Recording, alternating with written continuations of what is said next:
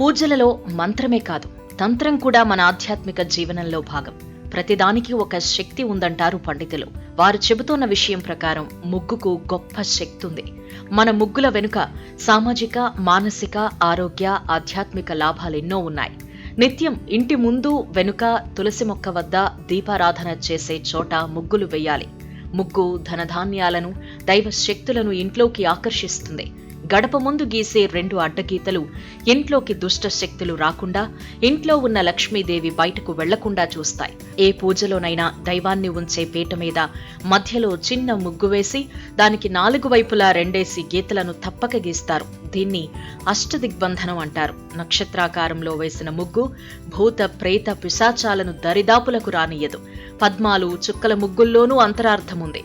అవి కేవలం గీతలు కాదు, బలమైన యంత్రాలు. అందుకే ముగ్గును తొక్కకూడదు అనే నియమం పెట్టారు. తులసి మొక్క దగ్గర అష్టదళ పద్మం వేసి దీపారాధన చేస్తారు. యజ్ఞ యాగాల్లో, దైవ కార్యాల్లో 4 గీతలతో కూడిన ముగ్గులేస్తారు. వధూవరులు తొలిసారి భోజనం చేసే చోట లతలు, పుష్పాలు, తీగలతో కూడిన ముగ్గులు వెయ్యాలి. ధనుర్మాస ఆరంభం నుంచి ఉత్తరాయణ ప్రవేశం వరకు మహిళలు వాకిట్లో రంగవల్లులు తీర్చిదిద్దుతారు. అలాగని నడిచేందుకు చోటు లేకుండా వాకిలంతా ముగ్గులు పెట్టకూడదు. ఎక్కువ రోజులుండాలని కృత్రిమ ముగ్గు పెట్టకూడదు. బియ్యం పిండితోనే ముగ్గులేయాలి.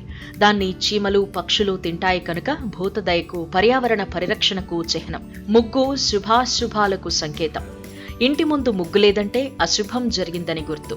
ఇల్లిల్లు తిరిగి భిక్ష సేకరించే సాధు సన్యాసులు ముగ్గులేని ఇంటికి వెళ్లేవారు కాదు. శ్రాద్ధ కర్మల సమయంలో ముగ్గు వెయ్యరు. పూర్తయ్యాక అది మధ్యాహ్నం అయినా సరే వెంటనే ముగ్గు వేస్తారు.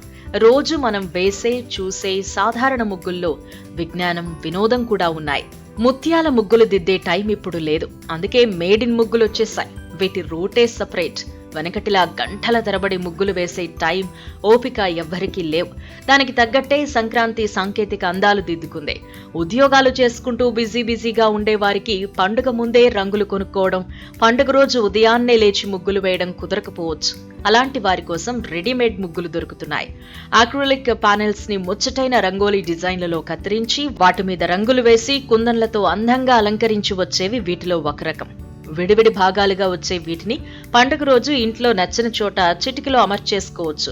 పనైపోయాక మళ్లీ తీసి దాచేయొచ్చు. వీటిలో మరో రకం క్విల్లింగ్ ముగ్గులు. సన్నగా పొడుగ్గా కత్తిరించిన కాగితాన్ని రకరకాల ఆకారాల్లో చుడుతూ ఈ ముగ్గుల డిజైన్లను తయారు చేస్తారు.